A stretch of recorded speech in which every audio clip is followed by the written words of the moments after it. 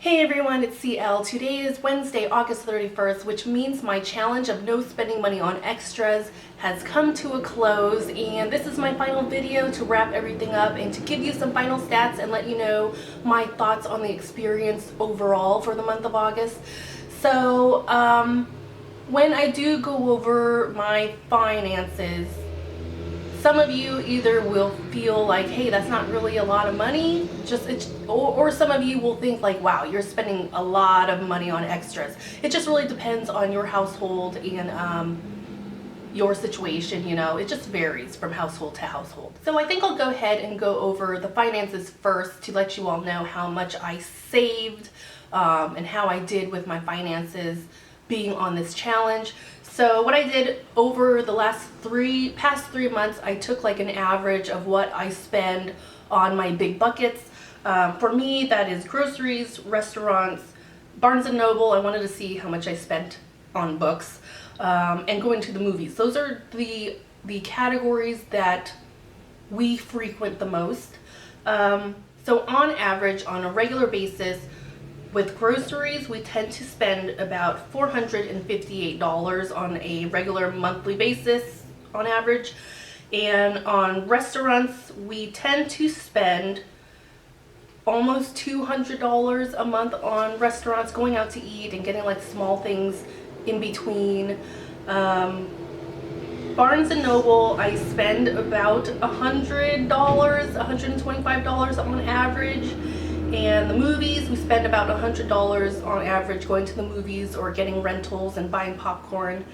So my overall spending on extras on average is about $1,200 a month.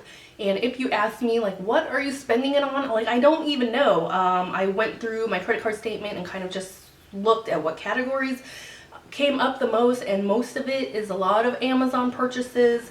And Kohl's, we absolutely love Kohl's. We're definitely keeping them in business. So Amazon, Kohl's, and then all those small little things in between. I noticed that on my credit card, I'd have a lot of purchases on very small things, like $20 here, $15 here, and all those little things add up. So now I'll go over how I did in the month of August being on the challenge. So as you know from my previous videos, I gave myself a grocery budget of $450. I ended up, in the end, going a little over my budget, and I spent $514 on groceries. So I went over about $64, but I'm okay with that. On average, if I'm comparing to my previous months, I am spending a consistent amount on groceries on average. So at least I know that if I ever needed to save money in the future, more than likely it would be very hard for me to cut back on groceries, just because that is a hard area for me to cut back on. As far as my extras in the month of August, I know I wasn't supposed to spend money on anything, but we did have slip-ups along the way, and that was the Renaissance Fair and Redbox movie rentals. But all in all, spending money on extras in August, we only spent $109.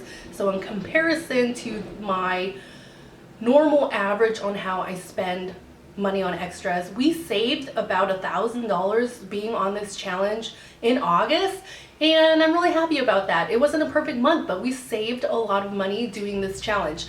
Now, my overall feelings about the challenge, it was hard. I'm not gonna lie, there was definitely some hard moments as far as restraint, because you do get in that mode where you want to buy something on Amazon, or you see something and you want to get it, or you walk through the clothing store and you're so tempted to buy clothes, you know. So in that sense, temptations are hard, but in the end, I'm very happy that I did the challenge.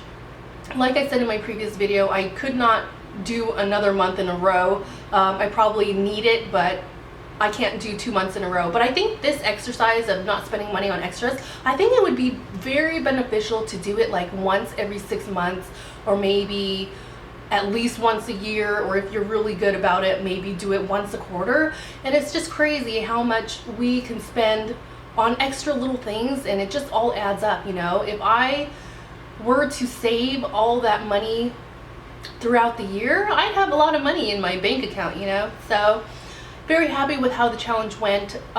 If you are thinking about doing the challenge, I highly recommend it, but I'm not gonna lie, it's very hard to restrain yourself. It's just hard, you know, not indulging in those little things.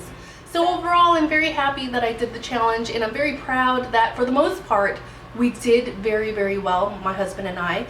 So that is the end of my challenge. So thank you everyone who followed me on my monthly journey and progress. So thank you for watching, and I will see you later.